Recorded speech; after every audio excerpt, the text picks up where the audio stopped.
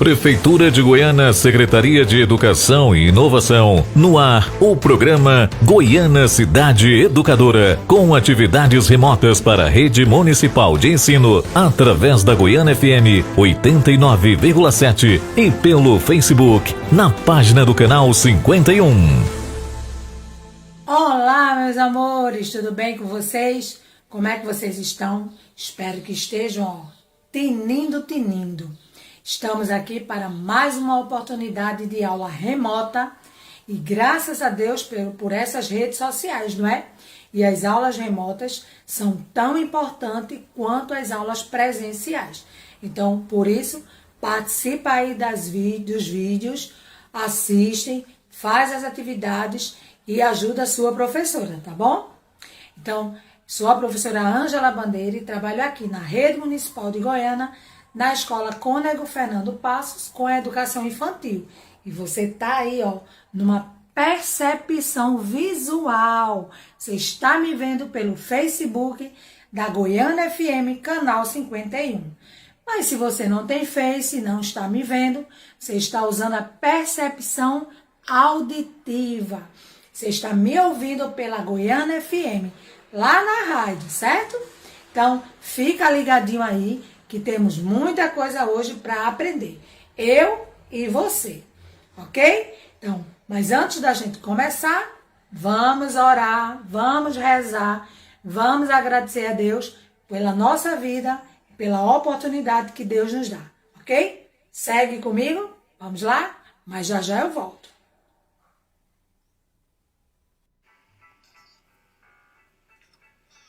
Pai nosso, que estás no céu, santificado seja o teu nome. Venha a nós o vosso reino, seja feita tua vontade, assim na terra como no céu. O pão nosso de cada dia nos dai hoje, e perdoai as nossas ofensas, assim como nós perdoamos a quem nos tem ofendido. E não nos deixe cair em tentação, mas livrai-nos do mal. Amém. E na nossa aulinha de hoje, nós vamos continuar com o nosso tema Todos os Sentidos. E hoje vamos falar do medo e da insegurança. Você tem medo de alguma coisa ou de alguém? E você se sente inseguro quando vai fazer alguma coisa? Fala aí pra mim. Então hoje o nosso tema de hoje é esse. Medo e insegurança. Vamos lá conhecer o significado dessas palavras? Então, nós vamos falar hoje sobre o medo. O medo, o significado da palavra medo significa que é uma reação natural do nosso corpo a um perigo. Quando nós percebemos um perigo, então o nosso corpo automaticamente ele reage de alguma forma. Então, vamos citar aqui alguns exemplos de alguns medos que nós temos, certo? Você tem medo de escuro? Responde aí. Você tem medo de raios e trovões quando está chovendo muito? Você tem medo daqueles monstrinhos dos desenhos animados que você assiste? Você tem medo de altura? Você tem medo de algum bicho? Às vezes a gente tem medo de alguma coisa e a gente não sabe explicar por que a gente tem medo. Então é importante a gente aprender a controlar os medos e se ele foi muito grave, a gente fazer um acompanhamento médico, ok? Mas além da gente aprender a controlar, é importante que a gente fale dos nossos medos. Se você, criança, tem medo de alguma coisa, fala para seus pais, fala para seus responsáveis qual é o medo que você tem. É de algum animal, é do escuro, é do trovão, é daqueles bichinhos dos desenhos animados. Fala por que você tem medo para você aprender a dominá-los e aprender a viver com eles e até superar, se assim você conseguir, certo? Por isso que às vezes é preciso a gente ter um acompanhamento de médicos para aprender a superar esses medos. E agora nós vamos falar sobre a insegurança. Nós agora vamos falar sobre a insegurança. É normal, muitas vezes, nós nos sentimos inseguros e achar que não somos capazes de realizar uma tarefa.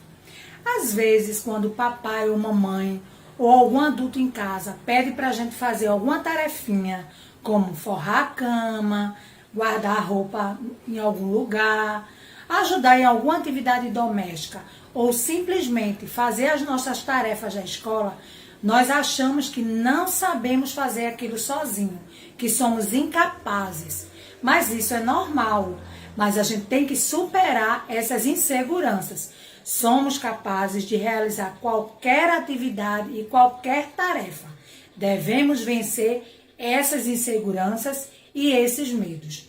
Então, quando você achar que não pode fazer as suas tarefas da escola sozinho, pede ajuda, pede uma orientação e tenta fazer sozinho. Se você conseguir, parabéns. E se você não conseguir, tenta novamente.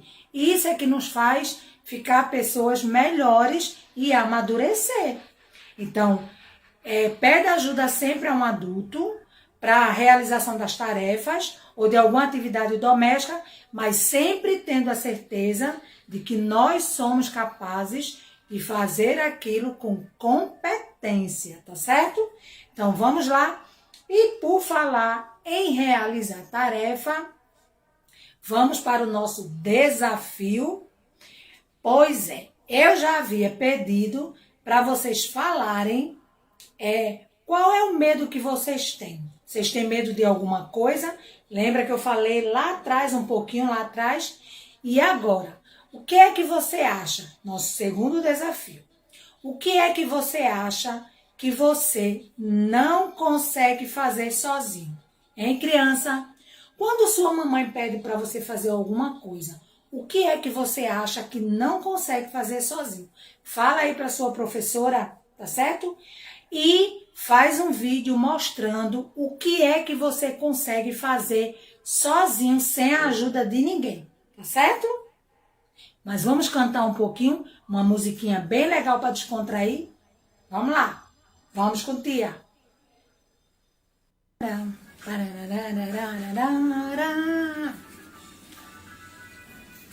Se vejo um ET, uso meu karatê, dou um chute, faço ele desaparecer.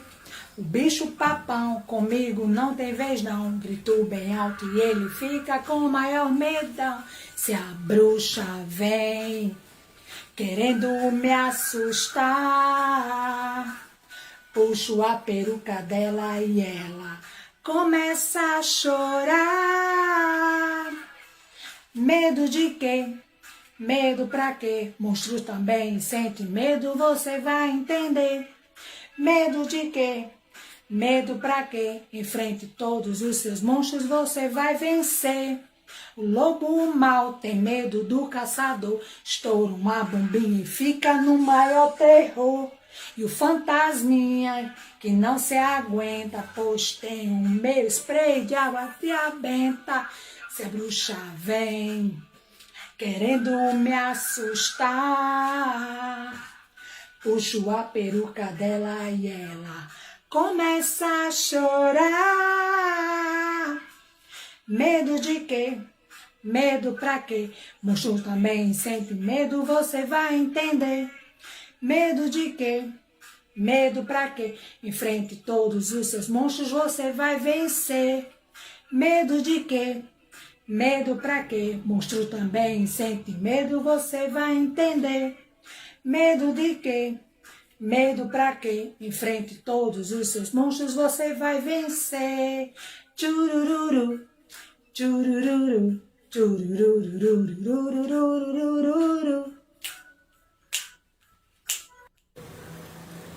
Espero que vocês tenham gostado da nossa aula de hoje, tenham entendido, se ajudem, nos ajudem, façam as tarefas, participem das videoaulas, certo? Se você tiver medo de alguma coisa, fala para seus pais. Se você tiver insegurança em realizar alguma atividade, fala para seus pais, para os seus responsáveis, que só eles podem te ajudar. Mas se você também quiser, pode conversar com a sua professora. Ela também pode te ajudar a vencer os medos e as inseguranças, certo? Que bom estar com você por mais esse dia de aula, ok?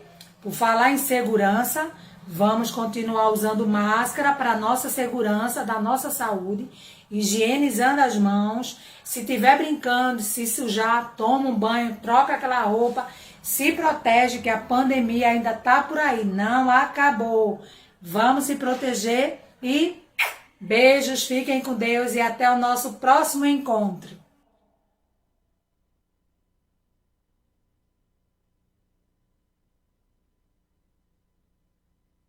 Olá, tudo bem com vocês? Tia Lucinha aqui outra vez. A aulinha de hoje é para você, aluno do 3º ano do ensino fundamental da Rede Municipal de Goiânia. Vem para cá, vem assistir a nossa aulinha no canal do Facebook e na Rádio Goiânia FM. É o canal 51, tá? Não esquece. O tema da nossa aula de hoje é espaço público e privado e a conservação ambiental.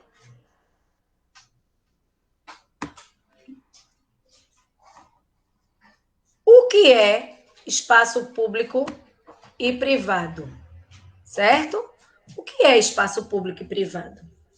Espaço público é um espaço que é comum a todos, pertence a todo mundo, é de todo mundo, é de posse de todo mundo. Então, a praça, a escola pública, o hospital público são exemplos de espaços públicos. Por ser público, todos nós temos a obrigação de conservar, de manter limpo, de cuidar, de não destruir. Espaço privado, propriedade particular, possui um dono, a minha casa, a minha farmácia, se eu tiver uma farmácia, quem tem a padaria, quem tem o supermercado, a escola particular, que tem um dono e a mamãe e o papai pagam uma mensalidade, o hospital particular, que para a gente se consultar tem que pagar a consulta. Então, tudo isso é espaço privado. A gente não pode entrar num espaço privado sem a autorização do dono, certo? E o que é a conservação ambiental? A conservação ambiental são ações corretivas e de manutenção da integridade e da qualidade do meio ambiente. Ou seja, se eu percebo que aquela área está precisando de reflorestamento, porque o homem já derrubou muitas árvores, e eu faço uma ação coletiva e a gente ali vai plantar árvores, isso é uma ação corretiva, certo? De manutenção é quando eu estou mantendo aquele lugar, para que mantenha, assim, a qualidade de vida do meio ambiente. O manejo do ser humano na natureza, compreendendo a preservação, a manutenção, a utilização sustentável, a restauração, a recuperação do meio ambiente. Então, quando o ser humano tem um manejo, tem um jogo de cintura para usar dos recursos da natureza com responsabilidade, compreendendo que ele tem que preservar o meio ambiente, porque os recursos naturais são finitos, e o que é isso? Eles acabam. Tem que manter o ambiente ambiental, o meio ambiente, aliás, tem que manter ele limpo, tem que manter ele preservado, certo? A utilização sustentável, utilizar com responsabilidade, certo? A restauração e a recuperação do meio ambiente. Quando eu planto uma árvore num local onde foi retirada, eu estou fazendo uma recuperação daquele local. Quando eu cuido de um animal que está ameaçado de extinção ou que foi maltratado pelo homem, eu estou recuperando a vida daquele animal. E como você, aí em casa, como eu na minha casa, podemos contribuir para essa conservação ambiental? Nós podemos economizar água, nós podemos não jogar lixo na rua, na praça, na escola, nós podemos diminuir o uso de carro, usar menos produtos plásticos, copo plástico, garfo plástico, sacola plástica, comprar menos e consertar mais. Então, eu tenho um liquidificador em casa, ele quebrou, já vou e compro outro, mas ele tem conserto. Eu tenho um ventilador, o ventilador quebrou, já descarto ele, já vou e compro outro, mas ele teria conserto. Então, consertar mais e comprar menos. Separar o lixo plástico, metal, vidro, papel, lixo orgânico, que são os restos de alimentos, diminuir o consumo de energia e não destruir o ambiente público. Tem pessoas que têm o hábito de destruir os ambientes públicos. A escola quebra a banca, risca a parede, risca a banca. Isso é destruir o ambiente público, certo? Quebra o banco da praça, é destruir o ambiente público. E nós devemos conservar o ambiente público. E o que seria uma área de preservação ambiental?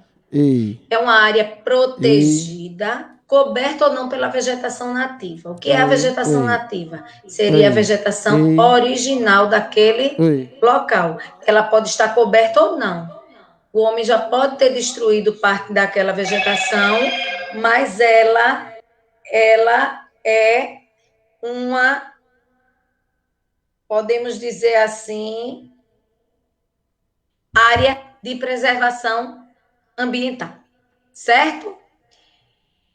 A função da área de preservação ambiental é proteger os recursos hídricos, que é a água, a paisagem, a fauna, que são os nossos animais, a flora, que são as plantações, e o solo, assegurando assim o bem-estar da população. Falando em área de preservação ambiental, aí a tia resolveu trazer algo bem local. Goiânia, ela tem uma área de reserva extrativista. Extrativismo animal, está protegendo o quê? Está protegendo os peixes, o marisco, o camarão, o gaiamum, o caranguejo, certo? Então, essa reserva extrativista, AKU Goiânia, ela tem por objetivo proteger os meios de vida e garantir a utilização e a conservação dos recursos naturais renováveis, tradicionalmente utilizados pela população extrativista das comunidades de Carne de Vaca, Povoação de São Lourenço, Tejucupapo, Baldo do Rio e de Pitibú. A reserva abrange os municípios de Caporã, Pitibú, na Paraíba, Caporã e Pitibú é Paraíba, e de Goiânia, Pernambuco, certo? O objetivo é preservar a vida desses animais que os pescadores ou os catadores de marisco, por exemplo, eles vivem da pesca, da coleta desses animais.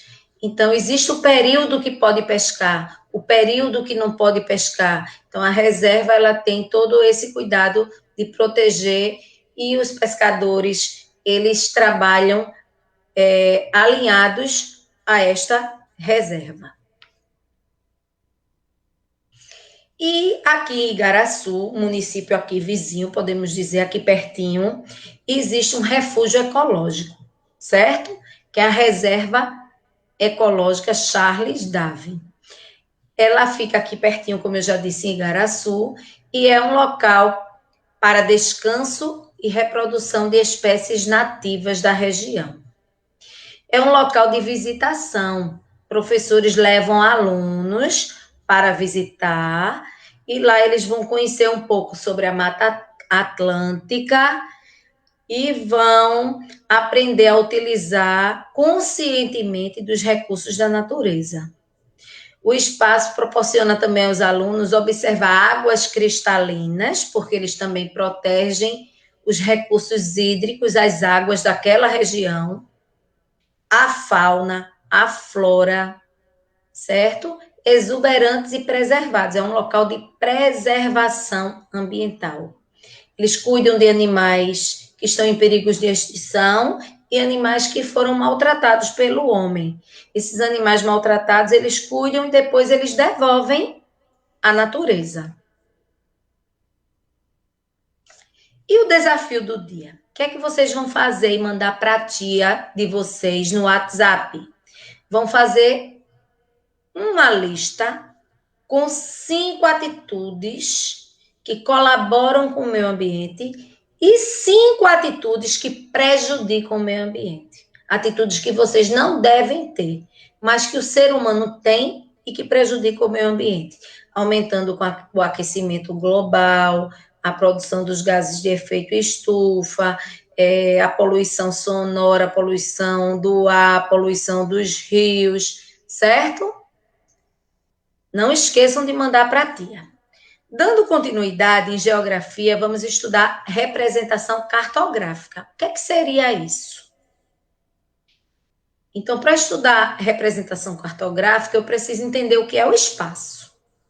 O espaço, ele é uma porção específica da superfície terrestre, sendo identificado por elementos naturais, humanos e econômicos. Todos nós vivemos no espaço, um determinado espaço, certo? Que pertence à superfície terrestre. E a cartografia? É a ciência de representação gráfica da superfície terrestre, tendo como produto final um mapa. O que seria um mapa? O mapa são representações gráficas feitas geralmente em superfície plana, como, por exemplo, o papel. Os mapas hoje são feitos em papéis. Temos já, hoje em dia, também os banners, feitos os mapas em banner, nas gráficas, com a finalidade de apresentar informações da realidade. Eles fazem parte da humanidade desde tempos remotos. Então, eles foram feitos em pergaminho, eles foram feitos em madeira, e hoje em dia são feitos em papel, em banner, certo? E tia trouxe aqui para vocês o mapa do estado de Pernambuco. Essa cor salmãozinha, esse rosa bem clarinho, é o nosso estado. E nós ficamos aqui, ó, nessa região. Na região do litoral. Aqui está Recife, que é a capital do Pernambuco. Paulista. Nós ficamos mais aqui para cima, tá?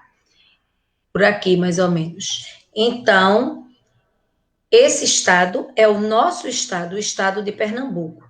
Essas outras siglas, PI, CE, PB, AL, BA, AL Alagoas, Paraíba, Ceará, Piauí e Bahia, são estados vizinhos que fazem limite, são divisa com o nosso estado. Aqui nós temos, só mostrando região norte, o N de norte, um pedacinho só da Rosa dos Ventos, que depois vocês vão estudar um pouquinho mais. E aqui abaixo a escala. A escala é uma representação numérica para representar o tamanho do mapa, já que o estado de Pernambuco não pode ser desenhado do tamanho que ele realmente é. E é só o mapa que a gente vê em cartografia? Não, a gente também estuda os croquis e as plantas. O que é um croquis? É um desenho feito com lápis ou pincel, de modo que mostra o essencial do modelo. É uma espécie de esboço. O croquis também é chamado de esboço. Aqui nós temos o esboço de uma casa, certo? Com os cômodos da casa. Isso é um croquis ou esboço, feito a lápis ou pincel. Temos aqui um croquis de uma obra. ou seja, de uma construção, certo? Croquis representativo geral da área vistoriada, dessa construção aqui, na Avenida Sul. E o que são as plantas? As plantas são representações cartográficas que são muito usadas por engenheiros e arquitetos para projetar construções de casas, de ruas. Existem até cidades que são cidades projetadas, certo? Aqui tia trouxe a planta de um bairro. E nessa planta nós vemos aqui o nome das ruas, certo? As ruas paralelas, as ruas transversais, certo?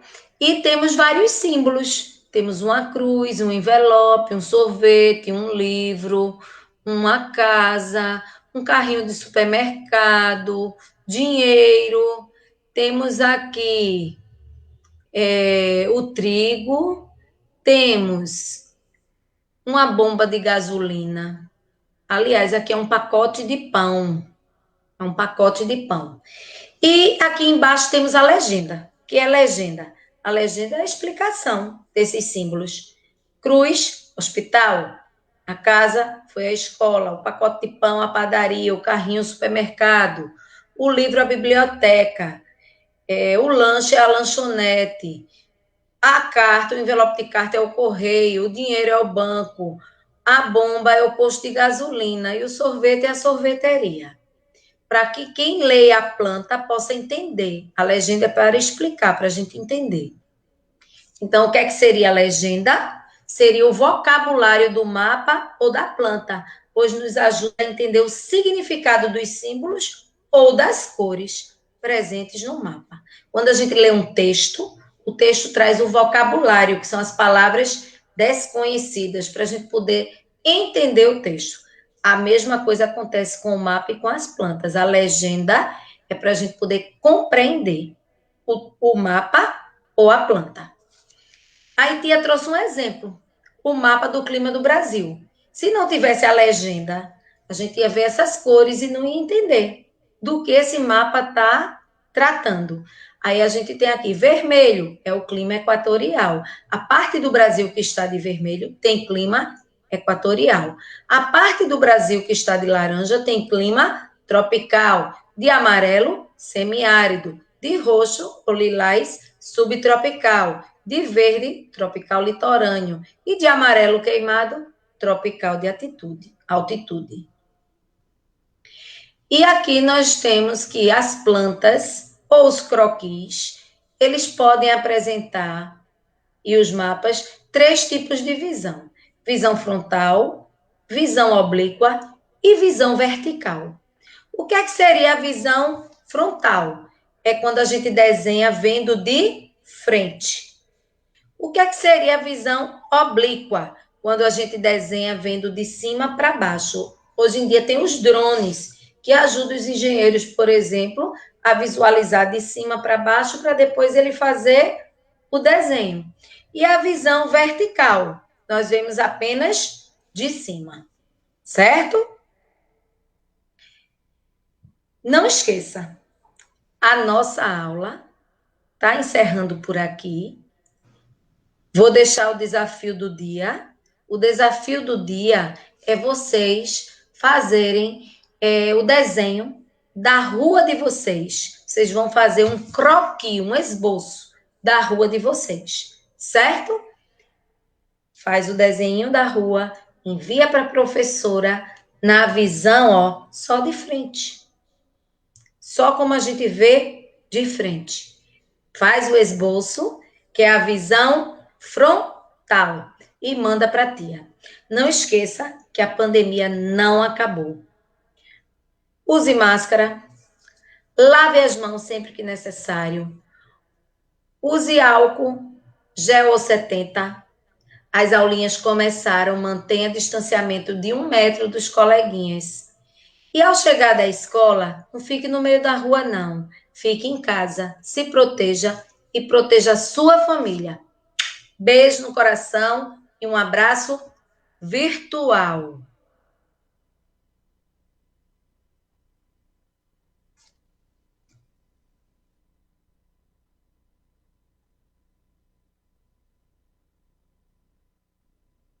Olá pessoal, todos os alunos da Rede Municipal de Goiânia. Aqui é o professor Eduardo Oliveira.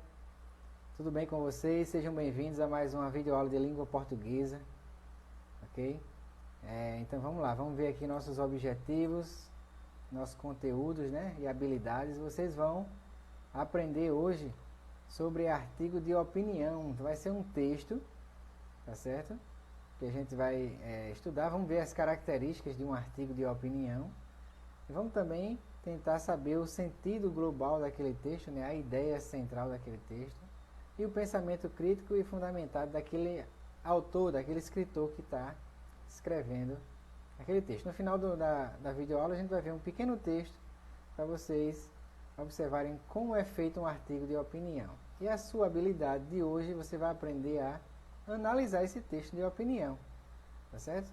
Aqui tem vários textos de opiniões, artigos de opinião, editoriais, cartas de leitores, comentários, posts de blog, rede social, né?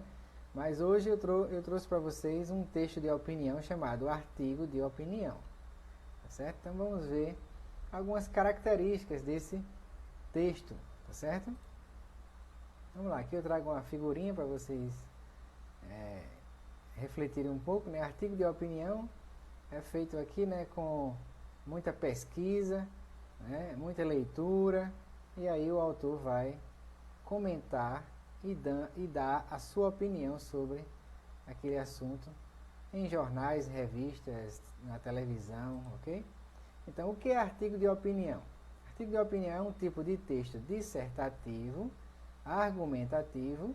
O que é dissertativo? É que você discorre sobre um tema, escreve sobre esse tema, tá certo? Dissertativo porque você pesquisou, porque você está escrevendo também com a sua opinião, né? E argumentativo que você vai tentar persuadir, vai tentar convencer o autor, como diz aqui, ó, a argumentação, né? Você vai informar e persuadir o leitor sobre o assunto que você está escrevendo. Então, dissertativo e argumentativo. Dissertativo é porque você fez pesquisa sobre o assunto para poder escrever. E argumentativo é que você vai colocar sua opinião agora, para que tenha uma discussão maior. Alguém também pode dar opinião sobre aquele tema, certo? Na verdade, os artigos de opiniões são escritos, né, veiculados nos meios de comunicação de massa, televisão, rádio, jornal, revista, tá certo? Então você escreve sobre um determinado tema e, né, você pesquisa sobre esse tema e ainda dá a sua opinião, ok? Quais são as características do texto de opinião, de um artigo de opinião? É escrito na primeira pessoa e na terceira pessoa também. O autor pode usar os pronomes eu, nós, também pode usar ele, ela, eles, elas, ok? O uso da argumentação e persuasão. Você vai usar nesse texto a argumentação, né? Você vai usar as palavras para tentar convencer o leitor e persuadir, tentar convencer ele. Às vezes com alguma imagem no texto, com alguma coisa que ele possa ver no texto, entendeu?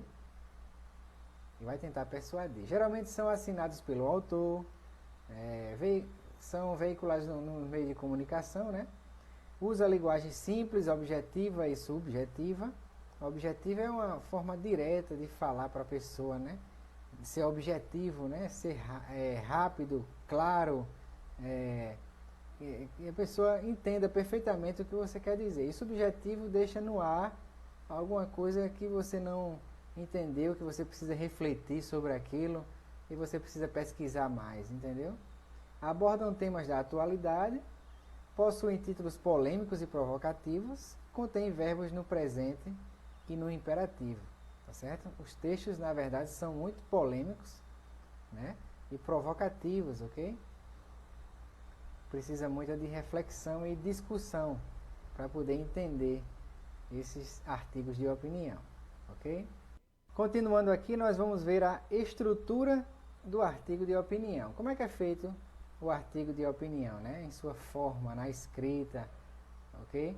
Vamos ver, geralmente os artigos de opinião seguem o padrão de estrutura dos textos dissertativo e argumentativo. A gente já viu o que é dissertativo, né? Você pesquisar sobre aquele assunto. Dissertar é você discorrer, escrever sobre vários pensamentos, mais de um mesmo tema, tá certo?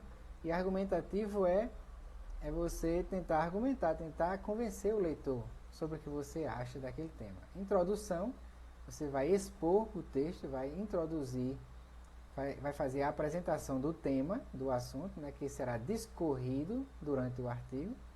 Desenvolvimento, interpretação, que é o desenvolvimento, o momento em que a opinião e a argumentação são os principais recursos utilizados. E a conclusão, que é a sua opinião. No desenvolvimento já aparecem as opiniões, entendeu? E na conclusão, você também conclui o texto reforçando sua opinião. Então, finalizando o artigo com a apresentação de ideias para solucionar algum tipo de problema que você trouxe num tema. Então, você escreveu sobre um determinado tema que você percebe um problema que está acontecendo, você pesquisa sobre esse tema, escreve e dá a solução no final com a sua opinião, ok? Como fazer um artigo de opinião passo a passo? Número 1, escolha e defina o tema, pesquise e busca de argumentos, entendeu? Por isso que se chama dissertativo argumentativo, que você vai pesquisar vários vários autores ou várias pessoas que falam sobre aquele tema para você poder escrever. Argumentar. Número 3, recorte do tema, você vai escolher as partes principais, né? Seleção do material, você vai selecionar materiais para escrever aquele artigo de opinião, né? Vai selecionar imagens, vídeos ou fotos, ok? E aí a sua escrita, e depois vai produzir o texto. Então a gente vai ver um trecho de um artigo de opinião sobre drogas, certo? Eu peguei aqui um texto qualquer e o assunto é drogas. Podia ser qualquer outro, tá certo? Podia ser esporte, podia ser qualquer outro assunto, educação, certo? Então eu trouxe aqui esse assunto, mas só pra a gente não vai exatamente olhar o que tem no texto, assim, a gente não vai discutir sobre a fundo, né, o tema sobre drogas, não. A gente vai simplesmente ver qual é a estrutura desse texto, como é que o autor, o escritor, fez para fazer o artigo de opinião, tá certo? E aí você também pode fazer um texto pequenininho como esse, bem simples, falando sobre drogas, tá certo? Como um exemplo, esse aqui que eu trouxe para vocês, você pode seguir como exemplo. Então vamos lá. Drogas, né? É o título. Vamos supor que é o título do texto. E o autor começa assim. A introdução. Atualmente, o problema das drogas tornou-se muito recorrente em diversas partes do mundo. O surgimento de novas substâncias entorpecentes tem levado ao aumento do número de dependentes químicos. Ok? No Brasil, fica difícil mencionar o problema das drogas e não pensar na cidade de São Paulo, onde a Cracolândia se expande cada vez mais. Então vamos ver a introdução. Veja que na introdução ele traz o tema. Atualmente o problema das drogas. Ele começa já falando qual é o assunto que ele está discorrendo, né, dissertando. Ok? E ele também diz novas substâncias entorpecentes. Então, falando sobre drogas. E aí começa o desenvolvimento aqui, ó, no segundo parágrafo. No Brasil fica difícil mencionar o problema das drogas, ok? E não pensar na cidade de São Paulo. Ele diz ele fala onde ele se preocupa com esse problema das drogas, onde a Cracolândia se expande cada vez mais e fala sobre um determinado lugar onde acontece o uso dessas drogas, ok? Então, vamos para o terceiro parágrafo. O crack tem demonstrado a forte dependência que causa nos indivíduos e os problemas estruturais que geram dentre eles a pobreza, o desemprego e a proliferação de doenças, ok? Então, ele vai falar aqui no terceiro, ele está desenvolvendo o texto, está no desenvolvimento. Ele vai falar sobre uma droga específica, então ele trouxe e está mostrando o problema de uma droga que ele quis citar no texto. O crack, né, mostra uma forte dependência nos indivíduos, né, e causam alguns problemas. Que problemas são esses? Pobreza, desemprego, né, a proliferação, espalha muitas doenças naquele ambiente, né, que o crack é usado, ok?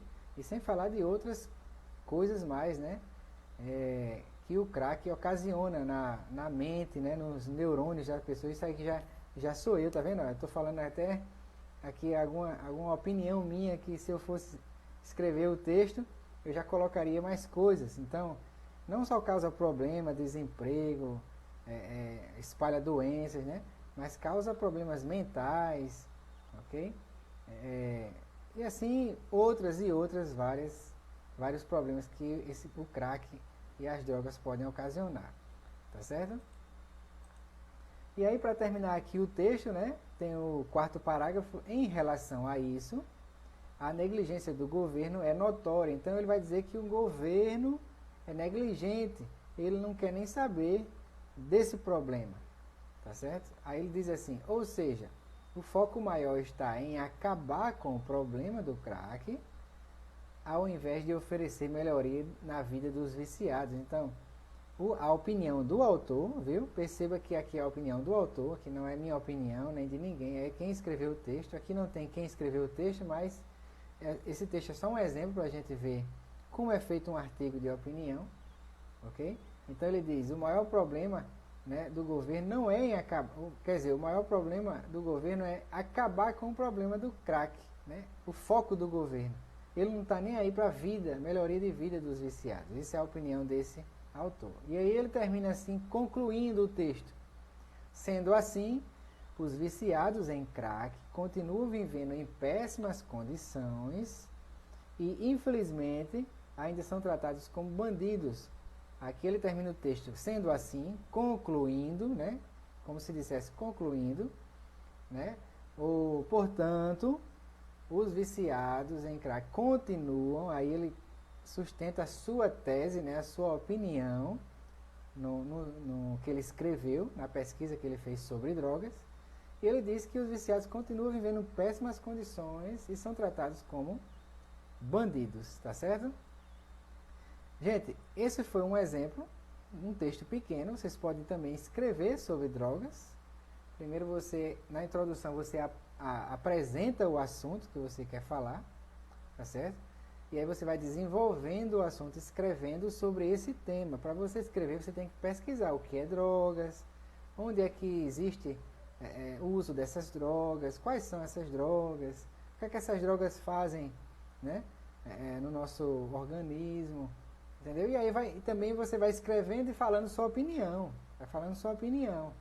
E aí você conclui também com a sua opinião. O que é que você faria para acabar com os problemas com o problema das drogas, né? No Brasil, ou no seu estado, na sua cidade, tá certo? E aí você conclui o texto dizendo o que é que você faria, ou conclui concordando com o que está acontecendo, ou como você queria mudar, entendeu? É isso, gente. Espero que vocês tenham compreendido. Aqui está a referência, toda a matéria. Vocês podem pesquisar isso aí no Google, ok? Aqui é o nosso protocolo de segurança, né? Que a gente fala no final da aula, que em combate à Covid-19, então lave bem suas mãos, ok? Use máscaras, ok? E essa foi a nossa videoaula. Espero que vocês tenham compreendido, tá certo? E pesquisem mais sobre artigos de opinião, leiam e tentem escrever. Ok? Um abraço e até a próxima aula, se Deus quiser.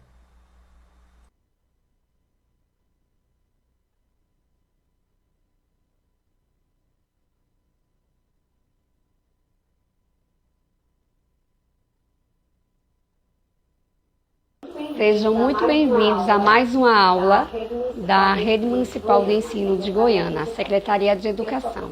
Eu sou a professora Ana Paula Guedes, estarei trazendo para vocês a aula sobre sequências recursivas e não recursivas do 8º ano. Sequências recursivas.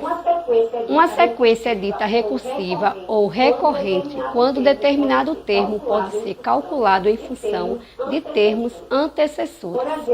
Por exemplo, na sequência 5, 9, 13, 17 e assim por diante.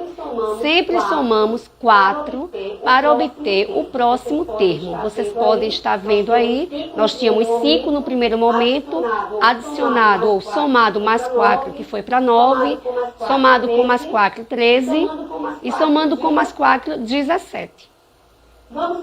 Vamos pensar. Nós temos aí a simbologia da nossa mão, certo? Então, no primeiro momento, nós tínhamos 0. Ao abrir 2, nós tínhamos 2, 4 e 6. Então, essa sequência foi colocada, somada a 2 números. Ele diz, escreva o termo que está faltando em cada sequência.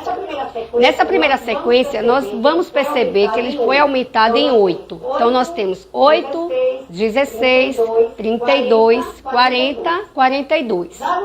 Já no segundo, foi adicionado 4 números a mais a partir do primeiro. Nós tínhamos 5, mais 4, 9, mais 4, 13, mais 4, 17, mais 4, 21, mais 4, 25, mais 4, 29. Na terceira sequência, nós temos menos 8, menos 10, menos 12. Isso foi acrescentado a 2. Então, a cada sequência foram aumentados 2 números. Então, nós temos menos 14, menos 16, menos 18.